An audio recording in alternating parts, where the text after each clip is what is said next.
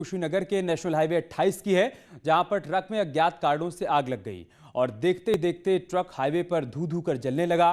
आग लगने का कारण अभी तक पता नहीं चल पाया है। यह हादसा नेशनल हाईवे 28 स्थित कसिया और कुशीनगर के बीच हुआ। हादसे के बाद ट्रक ड्राइवर और उसका सहयोगी मौके से फरार हो गए। वहीं दूसरी तस्वीर बरेली की है, जहां फर्नीचर की कई दुकानों में भीषण आग लग गई। दमकल की कई गाड़ियों ने देर रात आग पर काबू पाया। मौके पर पुलिस की टीम भी मौजूद थी। तस्वीरें शहर कोतवाली के कुमार टॉकीज इलाके की हैं। दोनों ही जगहों पर आग कितनी विकराल थी, आप इन तस्वीरों को देखकर अंदाजा लगा सकते हैं। एक तरफ ट्रक धू धू कर जल गया और दूसरी तस्वीर आप देखिए, फर्नीचर दुकान में आग लगी और दुकान के भीतर रखा फर्नीचर इसमें जलकर राख हो गया। भारी नुकसान हुआ है। बताया जा रहा है कि दमकल की गाड़ी मौके पर पहुंची और कई घंटे की मशक्कत के बाद देर रात आग पर काबू पाया गया। जबकि पहली तस्वीर, ट्रक में आग लगने के बाद ट्रक का ड्राइवर और उसका सहयोगी मौके से फरार हो गए। उनकी तलाश की जा रही है ताकि आग के कारणों के बारे में पता चल पाए कि आग कैसे लगी।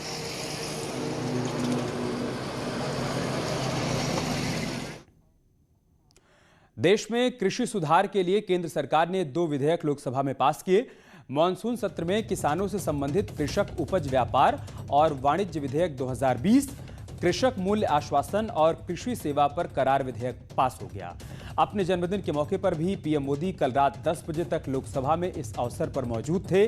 कल बिल तो पास हो गया, लेकिन इस बिल के पारित होने के बाद विपक्षी पार्टियों ने संसद के निचले सदन से वॉकआउट कर दिया।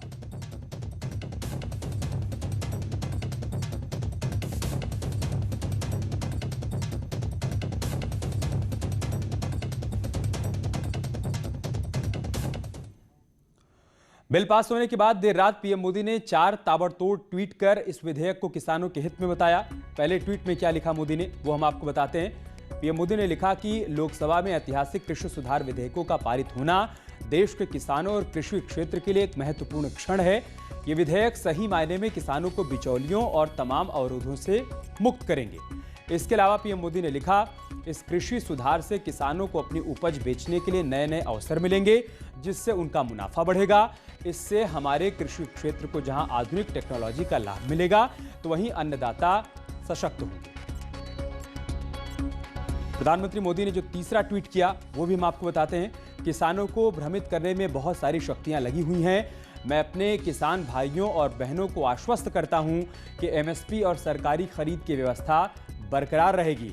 ये विधेयक वास्तव में किसानों को कई और विकल्प प्रदान कर उन्हें सही मायने में सशक्त करने वाले हैं। प्रधानमंत्री मोदी ने चौथा ट्वीट भी किया, जिसमें उन्होंने लिखा कि किसानों और कृषि क्षेत्र से जुड़े सभी लोगों से मेरा अनुरोध है कि वो लोकसभा में कृषि सुधार विधेयकों पर चर्चा के दौरान कृषि मंत्री जी द्वारा दिए गए भाषण को जरूर सुनें।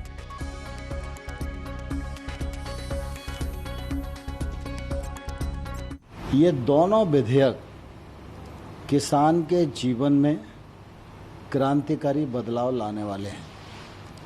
देश तो 1947 को आज़ाद हुआ, लेकिन किसान मंडी की जंजीरों में बंधा हुआ था।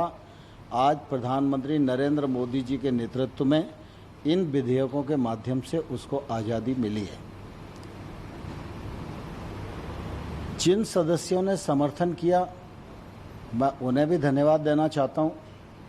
कुछ लोगों ने राजनीतिक दृष्टि से इसका विरोध किया है, क्योंकि इन विधेयकों में किसान के विरुद्ध एक शब्द भी नहीं है और पूरा देश इस बात का साक्षी है कि प्रधानमंत्री नरेंद्र मोदी जी के नेतृत्व में गांव, गरीब, किसान और नौजवान, इनकी बेहतरी के लिए ही निर्णय लिए जाते हैं।